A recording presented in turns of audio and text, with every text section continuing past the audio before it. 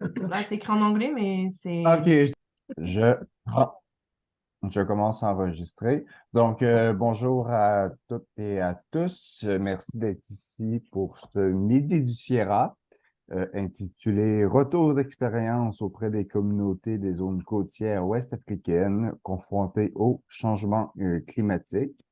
Le midi va prendre la forme d'une présentation de Kadia Toussard et d'Emmanuel Luce d'une durée d'environ 30 minutes. Ensuite, il y aura une période de questions également d'une durée de 30 minutes. Emmanuel Luce, c'est océanographe et photographe. Il est diplômé d'une maîtrise en géographie de l'Université de Caen et d'une maîtrise en océanographie de l'Université du Québec à Rimouski. Kezia Toussard est actuellement doctorante au département des sciences juridiques de l'UQAM. Son sujet de thèse porte sur les droits fonciers des communautés advasistes, est-ce que je prononce Adivasi. Adivasi, Adi. pardon, Oui. en Inde de 2021 à 2023. Elle a travaillé comme coordonnatrice au réseau africain des peuples autochtones. Donc, merci encore d'être là et sans plus tarder, je passerai la parole à nos invités qui vont communiquer. Je crois qu'elle disait que tu commençais. Oui, c'est ça. Je vais commencer le partage d'écran. Super, merci. Et quand c'est bon. Dis-moi si ça fonctionne.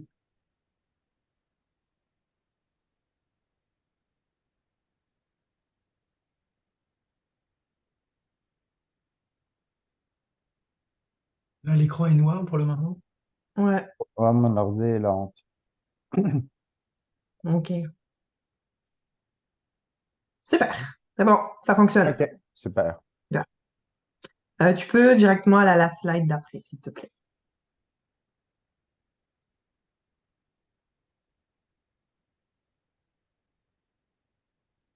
J'y suis. Ok, bon. On va avoir un temps de... Ok, c'est bon, parfait. Donc, bonjour à tous et à toutes. Merci d'être d'être présents et présentes aujourd'hui pour notre Midi Sierra à Emmanuel et moi. Donc, aujourd'hui, en fait, on va vous présenter le projet ACFAO, c'est le projet Action Climat Féministe en Afrique de l'Ouest. Donc, c'est un projet sur lequel Emmanuel et moi, on a travaillé à partir de mai de cette année. Donc, ce que je vais faire, c'est d'abord vous présenter un peu le projet, le contexte du projet, puis les différents partenaires qui sont associés à ce projet. Puis Emmanuel va plus vous parler donc, du terrain qu'il a réalisé dans les zones concernées par le projet. Donc, le projet ACFAO, il est né donc dans parce qu'on a constaté que les populations des zones côtières et insulaires en Afrique de l'Ouest, elles sont parmi les plus vulnérables au changement climatique. Elles composent déjà donc avec la sécheresse, leur environnement est plus exposé à l'érosion, à l'intrusion d'eau salée et aux inondations. Et on voit aussi qu'elles ont des pratiques agraires non durables et aussi qui ont appauvri les sols qui menacent donc de fait leur sécurité alimentaire et qui vont aussi de fait accentuer la pauvreté et la migration vers d'autres zones. Donc, en Côte d'Ivoire, en Guinée-Bissau, au Sénégal et au Togo, ces zones, elles abritent des écosystèmes pourtant qui sont très riches en termes de biodiversité, pardon, notamment dans les mangroves, et qui sont indispensables pour ces communautés. Donc, dans ces zones, ces communautés, elles vivent principalement donc, de la pêche, de l'ossiculture, de la cueillette de coquillages, de l'apiculture et une production agricole à petite échelle. Donc, ces communautés, on a constaté qu'elles sont déjà témoins des changements climatiques parce qu'elles vont le constater, par exemple, avec le calendrier traditionnel des semailles. Elles vont voir aussi des saisons sèches pardon, qui vont durer plus longtemps, les saisons des pluies qui vont tarder à venir. Et elles vont avoir aussi donc, une météo qui vont être de moins en moins favorable. Et donc, la dégradation de ces écosystèmes va rendre ces populations plus vulnérables. Et on a remarqué en particulier donc, les populations autochtones, les minorités, communautés traditionnelles et les femmes, qui sont souvent en plus exclues des espaces de décision des territoires de gouvernance en matière climatique puisque les femmes, on a constaté qu'elles sont les premières à souffrir de ces bouleversements en raison surtout de leur statut socio-économique, parce qu'on sait que c'est les femmes qui vont avoir la responsabilité d'assurer la sécurité alimentaire de la famille, pour, par exemple, fournir de l'eau potable, prendre le bois de cuisson, les alimentations comme le coquillage ou les fruits dans les forêts, etc. Donc, on constate que finalement, ce sont les premières qui vont être le plus impactées, puis ça va être les dernières qui vont vont avoir un rôle dans la gestion des ressources naturelles. Et donc, la raréfaction de ces ressources et l'absence de système de gouvernance durable, elles ont eu des conséquences graves sur ces populations-là, donc les communautés traditionnelles / populations autochtones, et en particulièrement les femmes. Et donc, on sait aussi que paradoxalement, ce sont les populations autochtones ou les communautés traditionnelles qui, de par leurs connaissances, pourraient jouer un rôle dans l'action climatique et dans la protection de la biodiversité, notamment avec les savoirs traditionnels sur la gestion des ressources naturelles et leur approche holistique aussi des pratiques agricoles et celles qui ont une meilleure attitude, qui pourraient peut-être avoir les meilleures réponses pour aider leur communauté à mieux s'adapter justement à ces changements climatiques, mais aussi de participer pleinement au développement des politiques et initiatives durables sur du long terme. Arnaud, est-ce que tu peux passer la slide suivante? Merci. Et donc, c'est dans ce contexte-là que est né le projet ACFAO, donc le projet d'action féministe, d'action climat féministe en Afrique de l'Ouest. Donc, l'objectif de ce projet, si vous voulez, c'est d'amplifier les réponses communautaires à l'adaptation du climat et au renforcement de la participation des jeunes, des femmes, mais aussi des populations traditionnelles et autochtones dans la gouvernance de la biodiversité et de l'action climatique pour améliorer, par exemple, les pratiques agroécologiques et la réhabilitation d'écosystèmes et aussi améliorer leur pouvoir économique grâce à des technologies à petite échelle. Et donc, en proposant aussi une approche holistique qui va allier donc la gouvernance locale des ressources naturelles, l'égalité de genre et l'agroécologie, ce projet va permettre une plus grande résilience de ces communautés, donc notamment des populations autochtones, des communautés traditionnelles. Show must go on. Donc, est-ce que tu peux changer la... Ouais, super, merci. Et donc, les zones d'intervention du projet, on va aller sur 4 pays, comme vous voyez sur la carte. Donc, ça a été le Sénégal, la Guinée-Bissau, le Togo et la Côte d'Ivoire. Donc, au niveau du Sénégal, donc toutes ces régions-là, que ce soit Sénégal, Guinée-Bissau, Togo et la Côte d'Ivoire, ça va être sur les régions insulaires et les régions côtières, parce que il y a déjà des projets aussi, des fois, qui sont déjà à l'intérieur des terres. Donc, c'est vraiment, on s'est focalisé sur ces zones-là géographiques. Donc, pour le Sénégal, ça va être la réserve naturelle communautaire de Palmarin. Pour le Togo, ça va être la réserve de la biosphère transfrontalière du Mono. La Guinée-Bissau, ça va être les îles des Bijagos. Ou la Côte d'Ivoire, ça va être aussi le parc national des îles et Haut-Îlets. Donc, ensuite, Emmanuel va vous mettre plus en détail ces zones-là, mais ce sont les 4 pays qui ont été, qui en tout cas, qui sont focalisés sur le projet. Est-ce que tu peux mettre la slide suivante, s'il te plaît? Merci. Et donc, les partenaires du projet ACFAO, donc ce projet, si vous voulez, il a été initié par Interpares et SUCO, principalement. Donc, donc Interpares, c'est une organisation canadienne dont le siège social est à Ottawa et qui travaille surtout avec pas mal de pays à travers le monde, donc que ce soit en Amérique du Sud, en Afrique ou en Asie, sur des thématiques comme la paix, la justice sociale et l'égalité.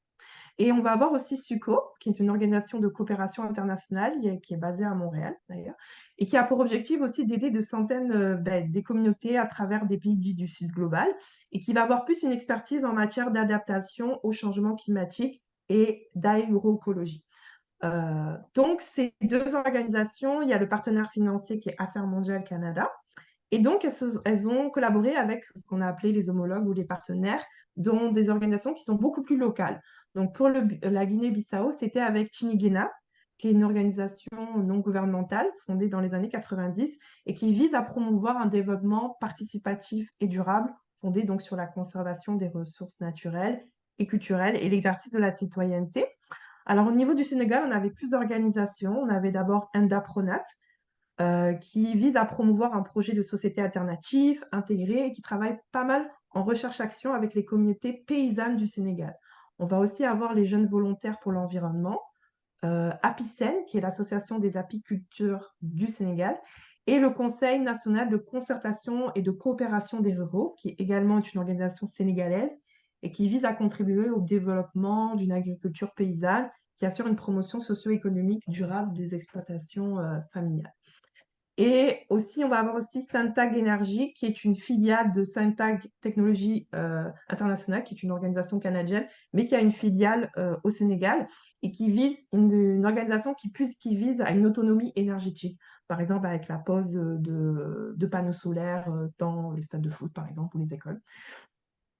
Et au niveau du Togo et de la Côte d'Ivoire, on va avoir plus INADES Formation, qui est un réseau d'associations panafricains qui œuvre pour le développement équitable et durable en Afrique et donc qui est présent sur une dizaine de pays en Afrique et dont le Togo et la Côte d'Ivoire. Donc c'est avec cette organisation aussi que le projet AFAO travaille.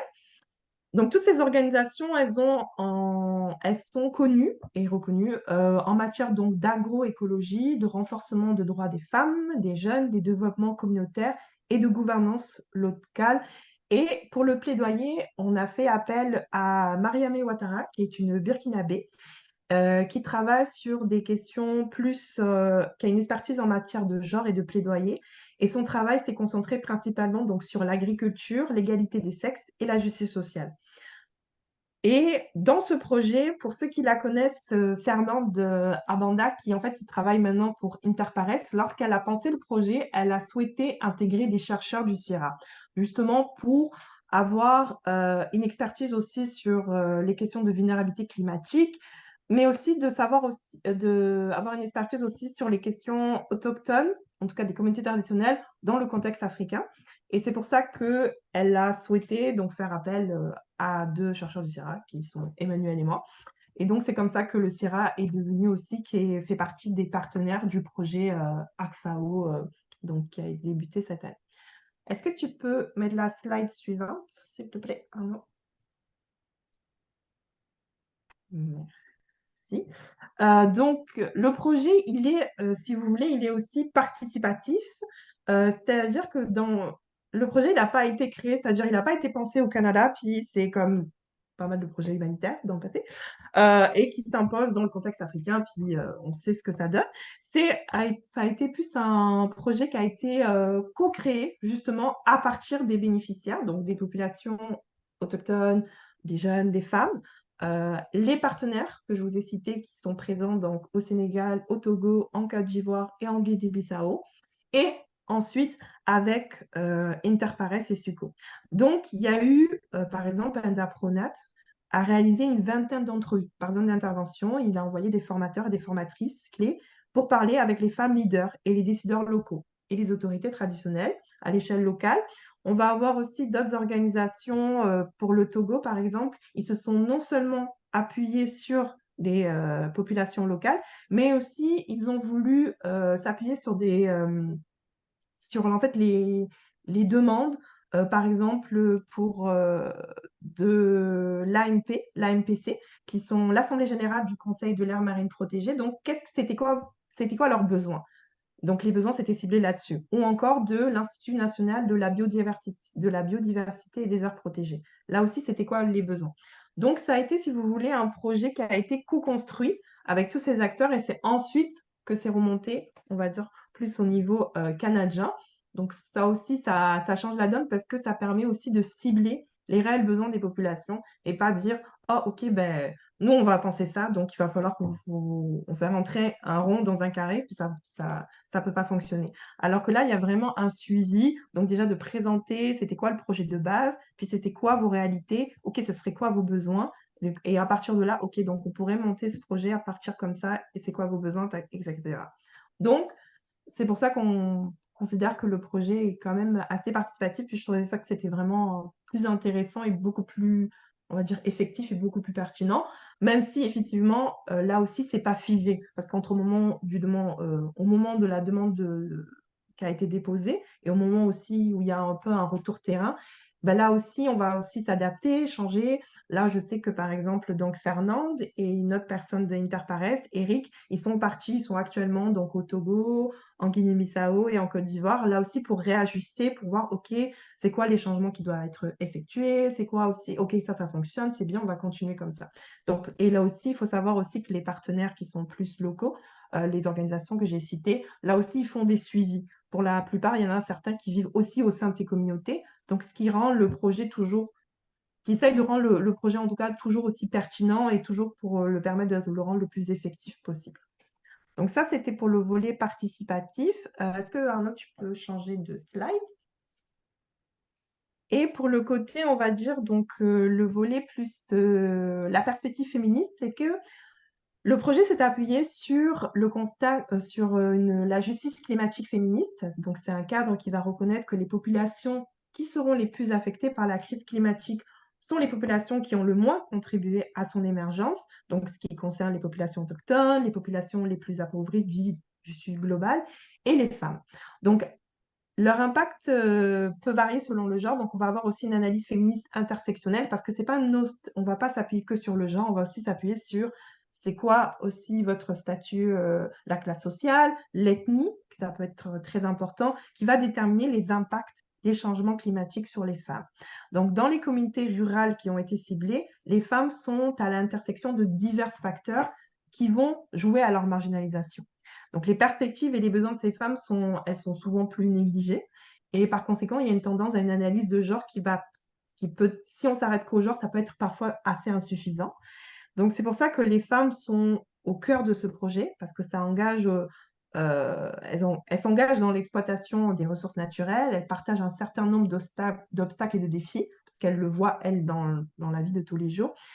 Et paradoxalement, elles ont moins d'autorité politique que leurs pères masculins et elles manquent d'autorité décisionnelle et d'influence, ainsi que d'accès à des rôles de leadership.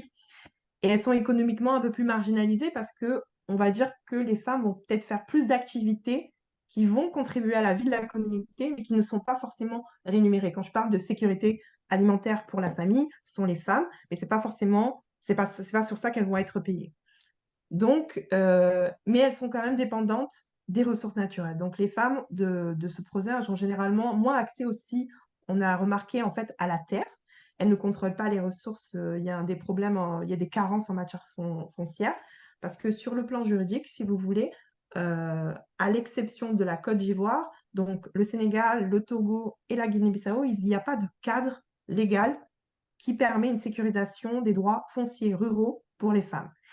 Et on a constaté que même la Côte d'Ivoire, qui a voté des législations pour permettre une égalité entre les hommes et les femmes concernant l'accès, la sécurisation dans le domaine du foncier rural, là aussi, on s'est rendu compte que c'est le droit coutumier qui va primer sur le droit étatique. Donc, dans les faits, il ne va pas avoir une effectivité, même s'il y a l'existence de ce cadre-là. Donc, c'est ça aussi l'idée de pourquoi le projet s'est plus accentué, si vous voulez, sur une approche féministe et donc de mettre les femmes aussi au cœur du projet, mais aussi les jeunes. Pourquoi? Parce que aussi pérenniser, travailler avec les jeunes, ça permet aussi de pérenniser la transmission des savoirs et aussi donc sur le long terme, sur les effets en tout cas, la résilience face aux effets de changement climatique et d'avoir les ressources et le leadership pour pouvoir faire face. Est-ce que tu peux mettre la slide suivante, s'il te plaît? Arnaud, merci. Et donc, ce qui me fait revenir pour conclure, donc, comme je vous ai dit, donc, il y a une participation d'Emmanuel et de moi. Moi, j'ai fait la partie Sénégal. Donc, nous sommes allés, c'était au mois de mai déjà. On est allé à la réserve naturelle de Palmarin. Donc là, ce que vous voyez, c'est les puits de sel par une vision par drone. Donc, ça fait bon, on dirait comme une palette de peinture. Mais ce sont des puits de sel dans lesquels travaillent les femmes de la ville de Palmarin, donc qui sont dans les îles du Siné-Saloum. Donc, ce sont des femmes d'ethnie des Sérères. Donc, ce qui était cool pour moi personnellement, c'est que mon ethnie, c'est les Sérères. Je suis originaire de là où on était. En tout cas, il y avait mon île à côté, enfin mon île, l'île dont est originaire ma famille maternelle. Donc, c'était drôle de se retrouver à la fois des fois acteur, mais aussi mise au centre. Donc, on a travaillé auprès de, on a accompagné ces femmes, on a essayé de voir aussi, donc, elles nous ont parlé des effets du changement climatique. Donc, c'était drôle aussi parce que, elles parlaient pas forcément français parce qu'au Sénégal, c'est pas automatiquement que tout le monde parle français. Elles parlaient pas non plus Wolof, qui est normalement la langue la plus parlée. Elles parlaient vraiment sérère. Donc, aussi, c'était aussi la traduction. C'est quoi les changements climatiques? C'est pas forcément dans la bouche de ces communautés-là. Donc, il y avait aussi, voilà, on a comme fait un travail de, OK, c'est quoi vos mots pour dire, OK, il y a tel changement et tout. Puis là, après, on avait organisé comme une espèce de focus group où les femmes, elles ont parlé de ce qu'elles avaient constaté ces dernières années. Parce qu'elles travaillent, donc elles font la transformation du sel et des produits halieutiques. Donc, il faut savoir qu'elles travaillent donc toute la journée dans ces puits de sel au soleil, mettre du karité sur leurs mains, mais c'est sûr que ce n'est pas des conditions. Puis elles ont remarqué aussi, donc, avec la salinisation des eaux, c'est la salinisation des nappes phréatiques. Donc aussi, il y a un travail du fait que pour aller chercher de l'eau douce, elles vont aller chercher plus loin. La montée des eaux font que ça pénètre dans les puits de sel. Donc, il y a plein de puits de sel qui sont plus utilisables. Donc, à chaque fois, ça recule. Mais on est aussi dans une réserve. Donc, là aussi, il y a plusieurs acteurs, c'est que les effets de changement climatique, ça a créé de différentes causes et tout ça. Donc, elles aussi, elles ont cherché comme des méthodes, par exemple, utiliser des feuilles de bissap pour filtrer l'eau, pour filtrer le sel dans les puits, ou multiplier différents puits pour ne pas, pour avoir de l'eau douce, ou alors changer aussi leur agriculture, c'est-à-dire aller plus dans l'agriculture, dans des agricultures de produits qui consomment moins d'eau. Donc c'est ça aussi on va dire leur adaptation au changement climatique, ou alors changer aussi d'économie. C'est-à-dire qu'elles vont créer des caisses, des mini-caisses de microcrédit pour leur permettre, par exemple, de faire de l'élevage de poulets, à la place de faire de l'élevage, à la place de travailler dans les puits de sel et tout. Donc, vraiment alterner et changer pour pouvoir s'adapter. Donc, c'était super intéressant. Puis, pour ma part, la deuxième semaine au Sénégal, donc, je vous ai parlé de Mariamé Ouattara, qui est une personne qui travaille sur le plaidoyer, sur l'égalité de genre. Et donc, j'ai animé avec elle auprès des partenaires que je vous ai cités, un atelier sur justement le plaidoyer pour les femmes. Donc c'était super intéressant parce que c'était aussi des perspectives qui étaient différentes, puis on est dans un contexte aussi qui est différent du contexte occidental. Donc ça aussi, ça a été très formateur pour ma part. Donc ça, c'était pas mal pour le volet Sénégal. Donc je vais laisser la place à Emmanuel pour le côté pour les autres terrains. Voilà. Bon, j'ai respecté mon temps. Merci, Kadiatou. Je vais arrêter le partage d'écran Ouais, c'est bon. et je laisse Emmanuel partager son écran. Ok. Si tu y arrives.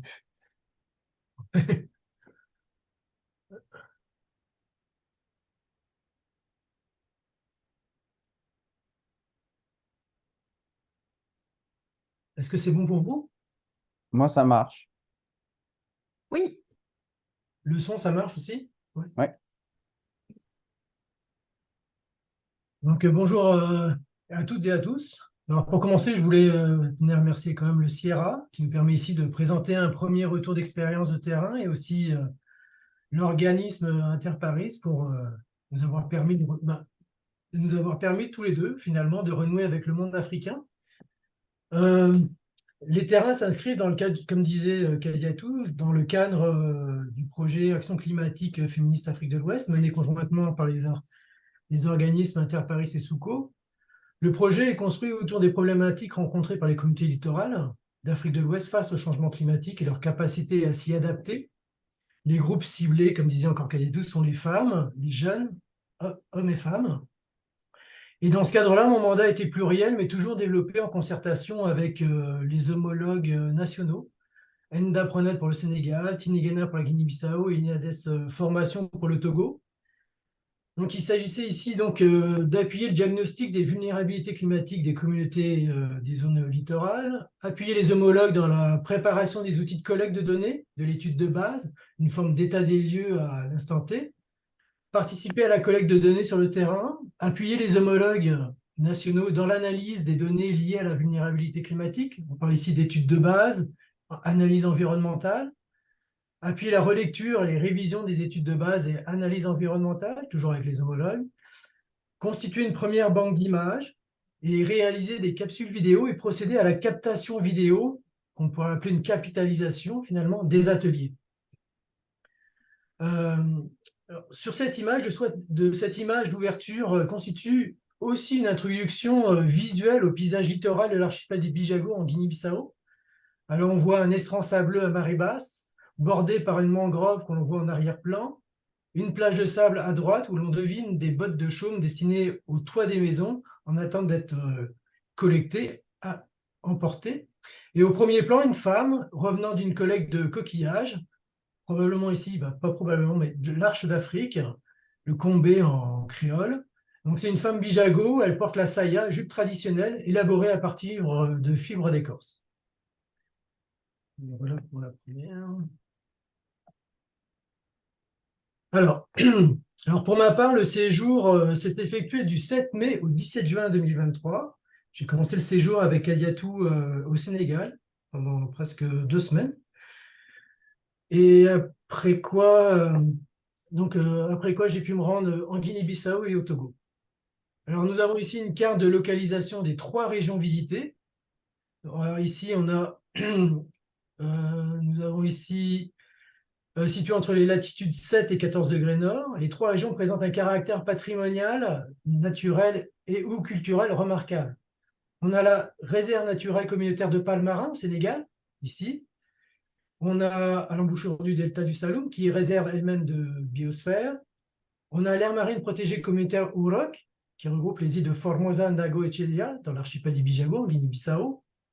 Et on a ici au Togo les lacs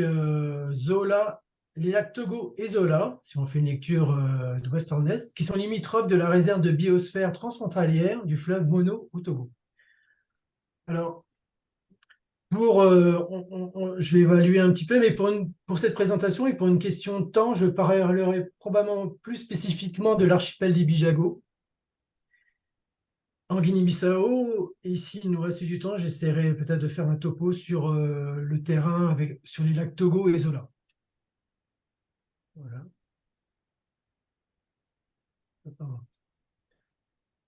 Alors, l'archipel du Bijago, ici.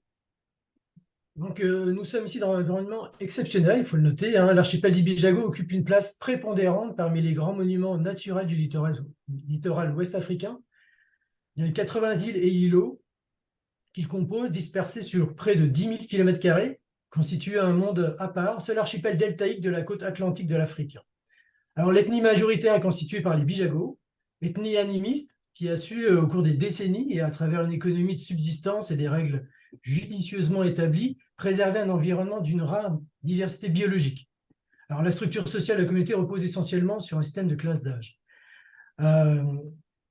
Ici, sur la carte, on va pouvoir noter ici Bissau, qui est sur les rives, la rive droite du Rio Djeba.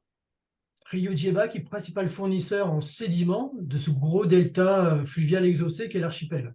On voit bien la forme en delta de l'ensemble des îles. Alors, on retrouve ici l'aire marine protégée communautaire, l'aire marine communautaire protégée Ouroc, qui regroupe les îles de Formosa, Ndago et Chedia. On a le parc maritime national d'Orango ici, et on a ici le parc maritime national Jean Vira-Poilon. Alors, ce qu'il faut savoir aussi, c'est que l'archipel est reconnu réserve de biosphère par l'UNESCO depuis 1996.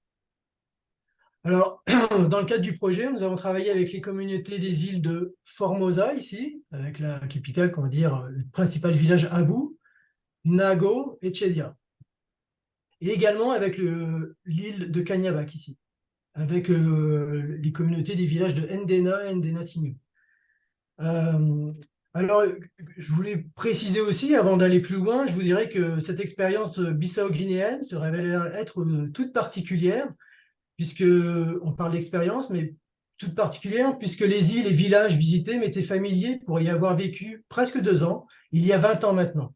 Alors, je travaillais alors sur un projet de gestion participative des ressources côtières, élément fondateur de la création de l'aire marine protégée communautaire Ouroc, qui a été créée en 2004.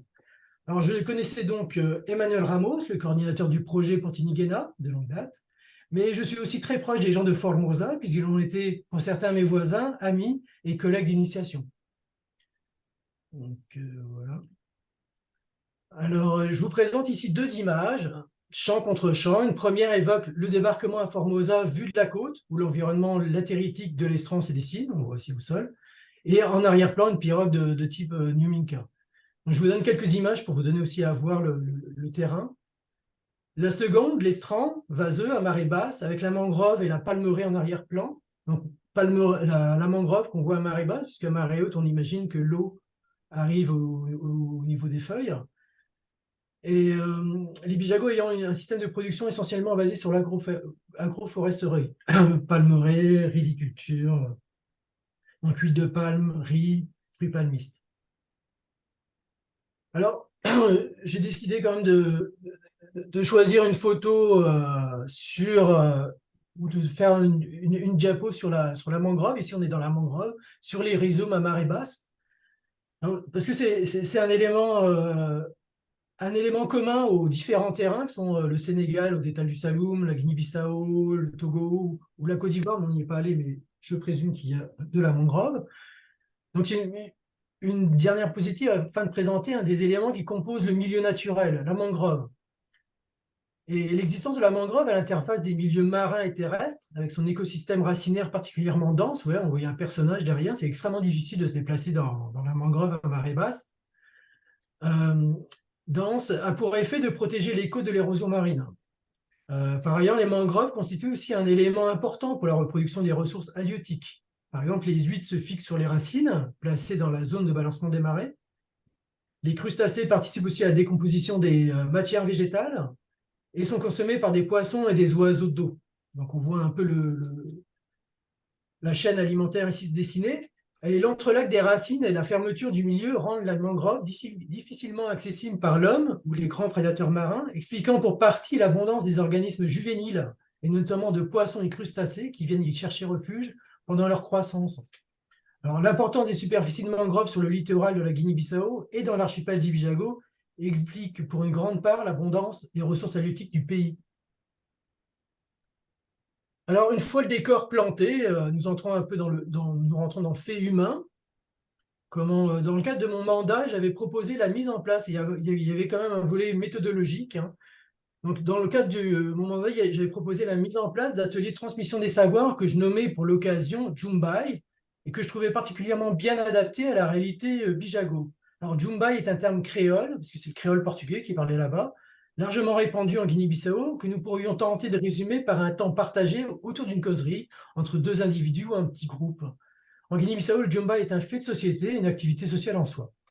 Alors, les principes de base des ateliers qui ont été mis en œuvre sur l'AMPC, l'aire marine protégée communautaire Ouroc, et à Kaniabac, se résument à quelques objectifs. Alors, il s'agissait d'abord d'évaluer les sentiments de vulnérabilité des femmes et des jeunes face au changement climatique, comme disait un peu Kadiatou tout à l'heure, ou encore comment ces changements se répercutent sur leurs activités de vie au quotidien et quelles mesures ils, elles, avaient éventuellement développées pour surmonter ces contraintes nouvelles. Il était ensuite attendu que cette activité de Jumbai puisse contribuer à dynamiser les échanges entre les participants et stimuler la transmission des expériences. Et dans le cadre de ces ateliers, les participations peuvent enfin devenir des co-chercheurs, des participants pleinement reconnus comme source de savoir. Ça, c'est un peu la définition des ateliers de transmission des savoirs, hein, qui ont été développés dans le Nord. Alors, nous avons pu réaliser 3 jours de rencontres. Alors ici, je reviens en arrière. Ici, en fait, donc là, il y avait un groupe de jeunes hommes, et derrière, il y avait un groupe de femmes de toute génération confondue. Ici, un groupe de femmes. Donc, nous avons pu réaliser 3 jours de rencontres. Donc, je parle de Guinée-Bissau, archipel d'Ibijago. Une rencontre par île. Les rencontres se tenaient par genre.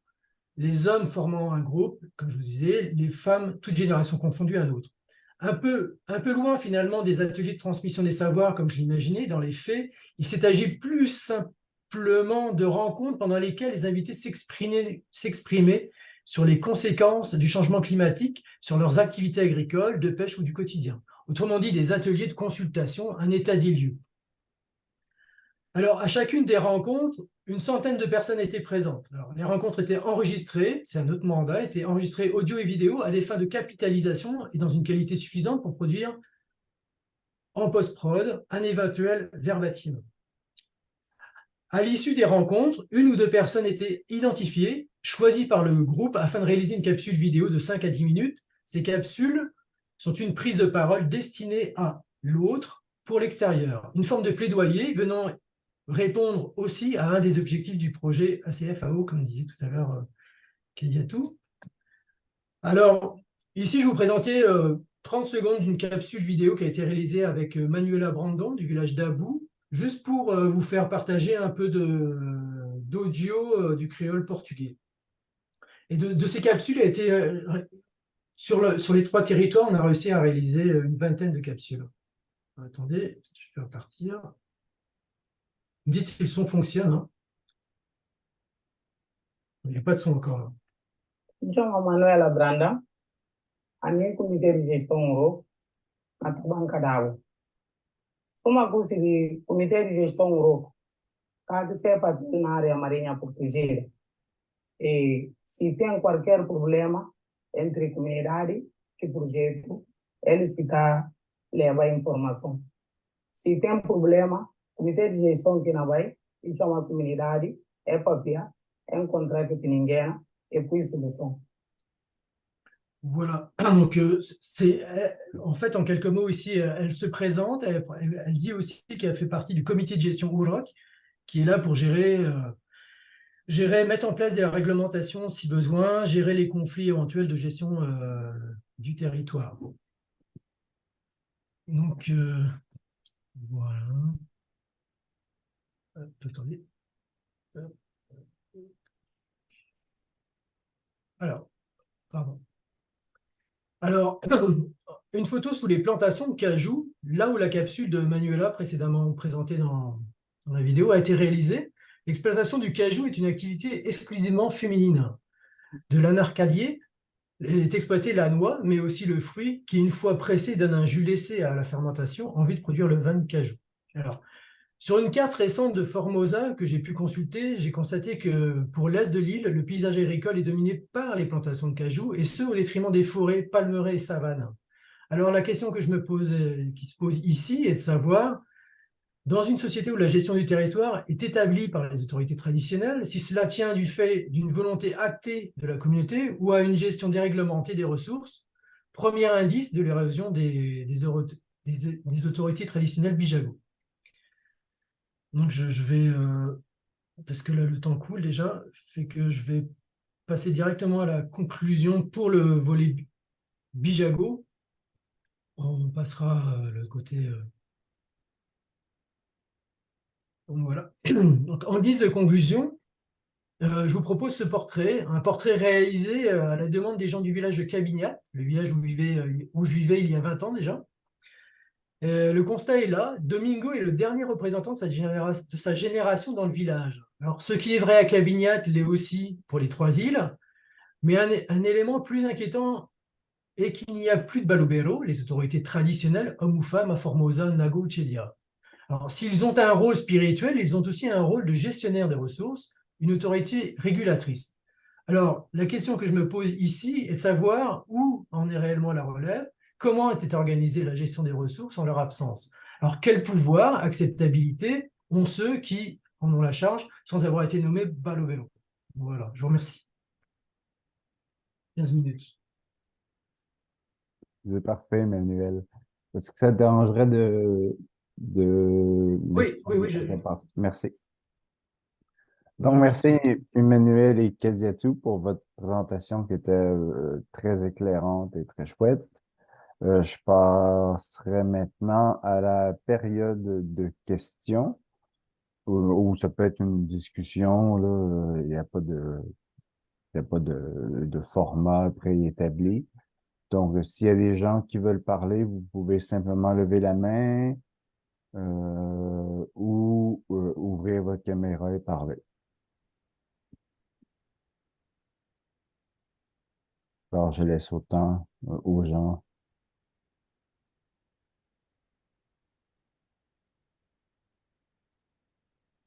Il y a Leïla. Regarde, Leïla. Léla, si tu veux y aller. Oui, merci. Merci pour la présentation. C'était vraiment intéressant. On voudrait vous entendre plus longtemps parce que moi, j'ai l'impression que je voudrais savoir davantage de choses. Mais en fait, j'ai une question destinée à Kadiatou. C'est concernant l'emploi de l'expression, euh, alors je l'ai noté, société traditionnelle et autochtone. Alors, je suis très curieuse, dans le contexte local, qui désigne-t-on ainsi et qui les désigne comme cela? Ah, c'est une bonne question, ça. Ça a été le gros enjeu. Ben, parce qu'en fait, par exemple, déjà, ben, si je vais faire remonter un peu de façon plus large, dans le contexte africain, il y a des populations qu'on considérera comme autochtones. Il y a eu la Commission africaine des droits de l'homme et des peuples qui a donné un rapport au début des années 2000, justement sur qu'est-ce qu'on entendait par autochtone. Et dans ce rapport, c'était très intéressant parce qu'elle dit, on part du principe que toute l'Afrique est autochtone. Mais on va reconnaître qu'il y a des communautés qui ont des spécificités qui sont peut-être plus marginalisées et on va retenir certains critères, comme le fait qu'elles soient isolées géographiquement parlant, qu'elles vont subir des marginalisations ou des discriminations du fait de leur identité et donc qu'elles vivent dans un mode de vie différent du reste de la société dominante. Donc ça va être tous des critères cumulatifs, mais il n'y aura pas un rapport comme au Canada, aux États-Unis, et Australie, etc., comme du premier arrivé. On ne va pas considérer. Et à ce qui est la particularité du continent africain, c'est que ça va être un peu aussi à la discrétion des États. Mm. C'est parce que quand j'ai vu le projet, je sais que moi, au Sénégal, il n'y a pas d'autochtones, ça n'existe pas. Genre, nous, on n'a pas cette notion-là. Et pourtant, je suis à moitié donc Sérère, la communauté avec laquelle on a travaillé, et des Peuls. Puis les Peuls sont considérés comme des peuples autochtones. Mais au Sénégal, on va me dire, ben non, t'es une ethnie parmi tant d'autres. Et donc, on a discuté, par exemple, avec un d'apprenant, puis ils étaient très mal à l'aise parce qu'ils disaient, oui, mais ça va mettre plus de tension entre les communautés, alors que nous, on n'a pas ce rapport-là de première arrivée et tout ça. Puis on avait discuté avec eux, puis c'était mieux le terme de communauté traditionnelle. Après, il y avait d'autres contextes, mais moi, pour le contexte sénégalais, je sais qu'ils étaient plus à l'aise avec le terme de communauté traditionnelle que celui d'autochtonie. Puis c'est vrai que pertinemment, ça faisait plus de sens que ça soit communauté traditionnelle. Mais l'un dans l'autre, au final, quand on regarde, ben, ça se rapprocherait des populations autochtones, parce qu'on ne dit pas peuple autochtone en Afrique, c'est vraiment population autochtone, il n'y a pas de peuple, et que des populations autochtones. Population Touareg, Maasai, Berbère, etc., Peul, mais il n'y a pas de peuple autochtone. Et donc, c'est pour ça qu'on s'était mis, donc, en tout cas, pour le contexte sénégalais, ça a été plus comité traditionnel, mais après, pour le contexte Guinée-Bissau, Togo, j'ai pas eu comme je ne suis pas allée, donc j'ai pas eu l'occasion de savoir aussi leur positionnement à ce niveau-là, mais il faut savoir juste que c'est très discrétionnaire des États, et puis même au sein même des communautés, c'est comme on comprend pas ce terme-là, puis ça veut dire quoi. Mais communauté traditionnelle, ça rejoignait tout le monde. Parce que c'est, oui, ok, on est traditionnel de cette terre-là, puis on est d'accord. Parce qu'on était aussi dans des endroits où c'était parfois mixte. Parce que là, il y avait les Sérères, mais il y a aussi deux communautés de Jola, qui sont comme cousins des Sérères, mais voilà. Donc c'était plus ouais, comme ça pour le contexte. Je ne sais pas si j'ai bien répondu Oui, non, c'est à la super. question. C'est fascinant. Merci. Mm. Merci Léla pour ta question. Marwan, je crois que tu voulais en poser une aussi. Oui, merci Arnaud. Mais merci Emmanuel et merci Kadatou pour votre présentation. J'allais poser la même question aussi que Leïla, mais j'ai d'autres questions pour vous deux. Déjà, j'étais en train de cuisiner en même temps, donc je pense que j'ai raté des bouts des deux présentations. Une question pour Emmanuel. Je voulais savoir au niveau des initiatives, est-ce qu'il y a des initiatives genre vraiment gouvernementales de répertorier protection, conservation des langues, mais qui se font aussi entre pays en fait, genre au-delà des frontières, on va dire nationales?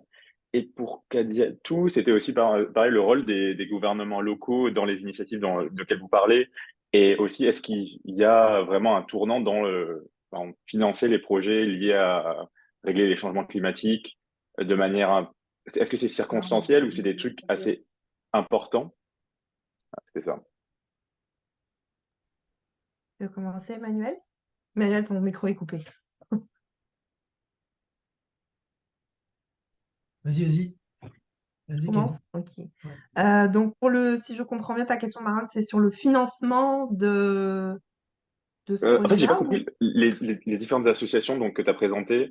Ah oui, Ben, ok, comment d'accord, elles sont ok. financées en fait? Et ben, je sais que tu en as parlé un peu, mais j'ai pas compris le rôle Oui, en fait. Et je crois que c'est non, quatre ok, d'accord. pays. Guinée-Bissau, Sénégal, Togo et Côte d'Ivoire et leur Côte rôle en d'Ivoire. fait aussi. Oui, ok, d'accord, c'est bon. En fait, donc, c'est comme je disais, il y a eu donc à l'initiative d'Interpares et de SUCO, qui sont deux organisations canadiennes qui travaillent généralement sur ces questions-là de développement, sur les questions environnementales et d'égalité de genre, de justice sociale, etc. Ils ont pensé le projet donc ACFAO, projet Action Climat et Féministe en Afrique de l'Ouest. Ils ont demandé le financement à Affaires mondiales Canada. Donc, pour ceux qui sont un peu familiers d'Affaires mondiales Canada, ils ont un volet justement sur le développement et tout ça. Mais ce projet-là, il est en coopération avec les organisations que j'ai citées, donc Indapronat, Inades Togo, Côte d'Ivoire et Tingena, parce que c'est comme pas juste SUCO et Interpares qui vont aller en Afrique puis qui vont dire OK, on va faire ça comme projet. Non, non, ça a été un projet qui a été co-construit avec les organisations locales qui elles-mêmes déjà travaillent depuis déjà des années dans ces zones-là ou dans d'autres zones. Donc, ils connaissent mieux le contexte, les contextes sociaux, économiques, environnementaux, etc., pour pouvoir amener ce projet-là. Donc, c'est comme s'il y a une coopération entre, si tu veux, Nord-Sud, donc au niveau canadien et au niveau des 4 pays africains, mais avec des organisations qui sont déjà ancrées et avec lesquelles déjà SUCO et Interpares travaillent déjà sur d'autres projets, avec certaines organisations ont déjà travaillé avec ces projets. Donc, ils connaissaient déjà ces organisations-là, puis il peut en avoir des nouvelles. Puis là, et donc le financement, c'est vraiment Affaires mondiales Canada. Voilà, sur le financement. Et donc après, mais ça se fait par étapes si tu veux. Genre, donc d'abord, il y a eu comme un pré-terrain, comme j'ai dit, où les organisations sont allées dans les zones qu'Emmanuel a montré dans les cartes et dont j'ai parlé, pour travailler avec les communautés, pour dire, OK, face au changement climatique, c'est quoi votre statut, c'est quoi vos besoins, comment vous faites, comment vous fonctionnez. OK. Puis de là, ils vont remonter les informations à Interpares et à SUCO, ils vont dire, OK, ben nous déjà, avec ce qu'on a déjà fait dans le passé, ou ce qu'on a déjà, comment on va essayer d'organiser tout ça pour créer un projet, puis le présenter au niveau canadien à Affaires mondiales Canada. Voilà, ça s'est fait comme ça, pour vulgariser rapidement. Marwan, ta question, c'était par rapport à la langue, aux langues? Oui, s'il y avait des initiatives de protection, mais entre pays, en fait, sur la protection des langues ou la conservation. Moi, j'ai pas connaissance de ça, en tout cas pour l'archipel. Mais l'archipel, les Bijagos ne sont pas menacés, mais moi, j'avais juste l'impression que. Ce que j'aurais aimé, parce que là, pendant la collecte de données, la méthodologie, c'était comme, à part à Kanyabac, mais sinon, les ateliers étaient en créole, portugais, mais on sait que quand on fait des ateliers ou des entrevues dans une langue qui n'est pas la langue native, on perd déjà beaucoup de catégories. Mais la langue bijago, elle est pas menacée en soi. Là, la population va très bien, la culture va très bien, mais j'avais eu comme le sentiment, j'avais l'impression que 20 ans plus tôt, il y avait comment dire, je la sentais plus solide, hein, mettons. Ou alors, si tu veux, par rapport à Formosa, Nagochelia versus Kanyabac, Kanyabac ressemble beaucoup à Formosa 20 ans plus tôt. Fait qu'il y a quand même des choses qui changent. Et puis j'ai l'impression que, moi j'avais l'impression à Formosa qu'il y avait quand même une désorganisation. Je trouvais ça plus désorganisé. Dans les villages, j'ai l'impression que c'était plus désorganisé. Et la lecture de la carte satellitaire, là où on voyait majoritairement des plantations de cajou, faisait dire que peut-être que finalement les autorités traditionnelles avaient moins d'impact et finalement ils se faisaient rattraper par une certaine forme de modernité. Il y avait des priorités qui changeaient, quoi. Plus ici. Et pour répondre à ta question, je ne connais pas de structure qui est là pour protéger les langues ou de programme de protection des langues. Pour compléter peut-être ta réponse, Emmanuel, si tu veux, Marlon, je pourrais te partager. Tu sais, l'année dernière, il y a eu le lancement de la décennie des langues autochtones qui a été lancé. Puis moi, j'ai travaillé pour le réseau africain des peuples autochtones, puis on faisait partie du comité Afrique. On représentait justement des initiatives. On a fait un atelier l'année dernière à Rabat, justement. Donc, et on a invité plusieurs organisations autochtones et comités traditionnels des différentes régions en Afrique, du Sud, de l'Ouest, de l'Est et du Centre. Et on a fait si tu veux, on a tout un document qui fait le diagnostic, puis quels seraient les outils, qu'est-ce qui permettrait de préserver, sécuriser les langues. Donc, il y a eu la classification. Donc, si tu veux, je pourrais te le partager pour le contexte africain, si ça peut t'intéresser. Ah oui, si tu as la référence, mets-la dans le chat aussi. Je suis peut-être Ouais, des gens. ben ouais, je peux, ouais, ouais, y a pas de souci. Ça va. Merci Emmanuel, merci Kadiatou. On arrête une question de Sukran Tipi. Est-ce que ça te dérange si je la lis? OK. En quoi certains règlements étatiques ou statuts des régions mentionnées, entre parenthèses, on a le statut de biosphère, de réserve naturelle, de réserve communautaire, fin de la parenthèse, peuvent avoir un impact sur l'agentivité des organisations locales dans votre projet?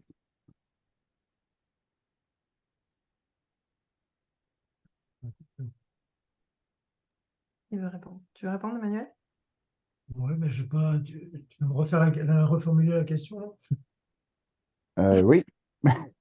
En quoi certains règlements étatiques Shot, ouais. ou statut des régions mentionnées, ouvre la parenthèse, on a le statut de biosphère, de réserve naturelle, de réserve communautaire, fin de la parenthèse, peuvent avoir un impact sur l'agentivité des organisations locales dans votre projet. Sinon, elle est dans le chat, la question, Emmanuel, tu peux la Et ouais. lire. Ouais.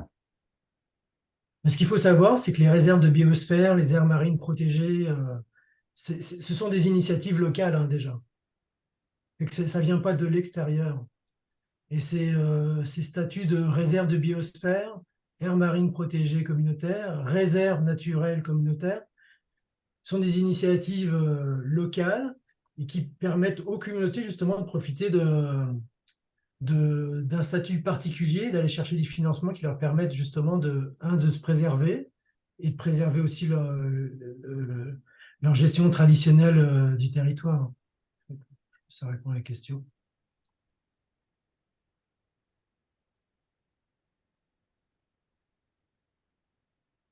Allô? Oui, t'as entendu. Oui, oui, absolument. Je Ok, pense. tout.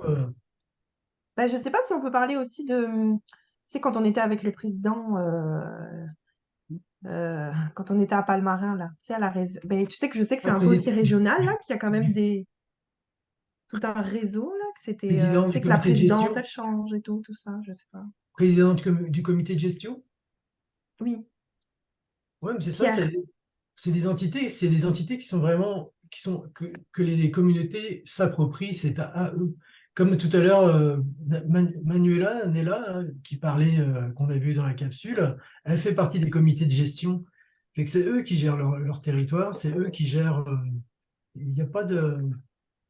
Comment dire, c'est plus un outil de valorisation de l'intégrité identitaire qu'un intrant abusif, je pourrais dire. Je sais pas si ça répond à la question. Il y a quelqu'un? Oui, oui, un pouce. Elle n'a pas d'audio. Ah non, Ça arrive. je te vois, Choukran, je te vois. Les joies de Zoom, oui. Est-ce que d'autres personnes auraient des questions, commentaires, interrogations? Sinon, moi, Emmanuel, je me demandais, tu as dit avoir été sur les lieux il y a 20 ans. Est-ce que les locaux ou toi avez remarqué des changements depuis 20 ans au niveau environnemental? Et est-ce qu'il y a des tactiques qui ont été mises en œuvre pour y faire face? Je ne sais pas si c'est quelque chose que tu as trouvé saillant ou Je dirais que en 20 ans, c'est ça, en 20 ans, le milieu à Formosa est quand même vraiment bien préservé. Fait qu'on OK. on peut penser que. On veut dire, parce que il y a 20 ans, quand j'ai travaillé, on était plus axé sur la gestion des ressources côtières. Fait que c'était le littoral avec développer des techniques de pêche durables, préserver des espaces comme les mangroves, ce qui s'appelle la barriga da ilha. C'était des zones de reproduction et pour les juvéniles de toutes sortes. Mais ça a été porteur parce que le milieu est aucunement dégradé. Parce que là, j'ai pas pu parler du Togo avec les lacs Zola et lac Togo, mais ça, c'est des milieux extrêmement dégradés. En fait, complètement dégradés.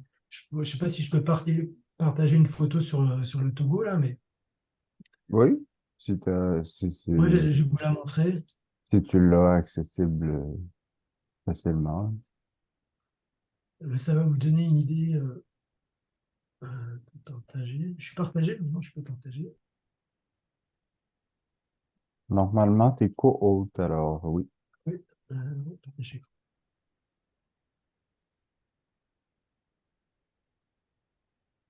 Ça prend le mot. C'est bon? Oui, Oui. Bon, bah, ici, là, on est sur le lac Zola. Donc là, on voit les femmes pratiquer une pêche avec un genre moi, je pense que c'est une forme de moustiquaire, là, fait que le maillage est extrêmement fin. Et, ouais. euh, et voilà le genre de pêche que les populations locales pratiquent. Fait que c'est toutes des juvéniles, hein.